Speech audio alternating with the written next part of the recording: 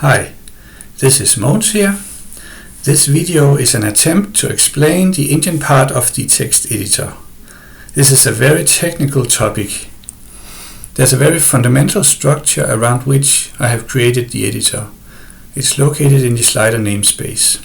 The namespace consists of a data structure and functions operating on that structure. Implement these functions and you have something robust to build the editor around. Feel free to borrow the content of the slider and build your own completely different editor around it. I'll show you how the structure works. I have created an app to illustrate that. I call it an app because it runs with the editor as a platform. So let's find the app.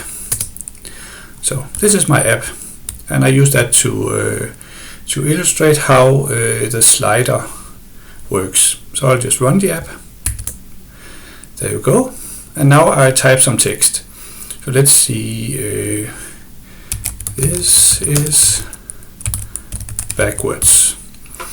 Now you see there are two lists, and only the first list is populated. It's because the cursor is all the way to the right. So the before list actually just shows the characters before the cursor in reverse order. As you can see, now I move the cursor and you can see that the characters are sliding from the before list to the after list, where it's not backwards anymore. So moving the cursor around just moves characters from one list to the other, and inserting is just the same as inserting into one of the lists. So this is actually how the slider works, and everything is in this editor is built around this slider. The slider data structure is immutable, so when you do a change to a buffer, the slider in the buffer is replaced with a whole new slider, where the action has been performed. So simple actions like moving the cursor will actually create a whole new slider. Closure is designed to sort of operate this way, so it doesn't take up much space, although you create a new slider each time. Almost all the slider actions takes a slider as first input and perhaps some parameters, and returns a new slider, or sometimes parts of the slider, depending on the action. This means that you can easily perform a thread or pipeline of operations on the slider. So I'll just show you an example of this. I exit this app and then I go to the slider. There you go, and we have an action here called delete line. So it takes a slider as input called SL, and then I do this threading macro in Closure, where I just perform actions on the slider. So first I go to the beginning of the line, then I set a mark. So that's also implemented in the slider, that you can set marks and navigate between marks and do actions on marks. So I just set a mark, which I call delete line. Then I go to the end of the line. Then I go one more character to the right to sort of get the end of line also.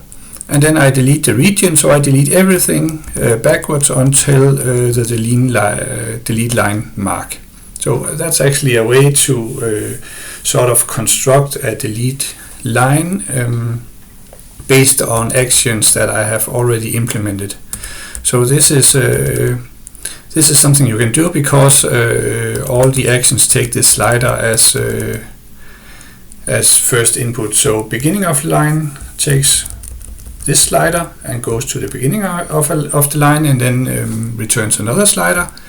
On that slider a mark is set, returning another slider with this mark. Then it goes to the end of the line, yet another slider, where the cursor has been moved to the end of the line and still has this delete line mark. Then move to the right, yet another slider, and delete region, the last slider where everything between the delete line mark and the end of the line has been deleted. So that's That's how it works. And the immutability also makes it easy to just work on a copy of the slider. When you just want to capture some information without manipulating the content in the buffer, I've created a function that sort of analyzes the text around the cursor to find out, is it an URL or is it a file path or a function name or what is it? It just takes a slider and then performs actions to sort of find out which type it is, but it does not manipulate the slider because it does not return the slider. It just throws the slider away when the computation has been done. So that's it for this video. Hope to see you again.